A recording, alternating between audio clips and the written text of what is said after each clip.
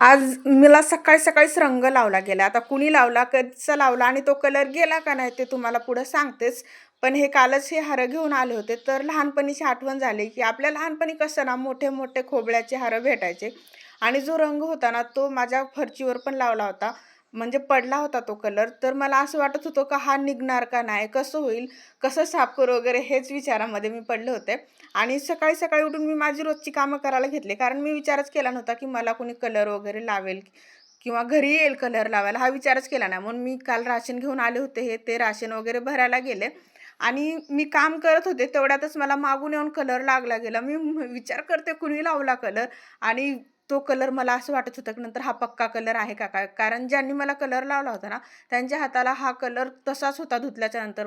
म्हणून मी भीतच गेले थोडंसं तोंड वगैरे धुण्यासाठी. कारण पक्का कलर लागला तर ॲलर्जी वगैरे होते ना. पण पूर्ण काय तो कलर गेलाच नाही. थोडा-थोडा राहिलाच म्हणजे तो ब्लॅक आहे म्हणून चेहऱ्यावर उमटून दिसत नाही. हाताला बघा स्पष्ट दिसतोय तो कलर.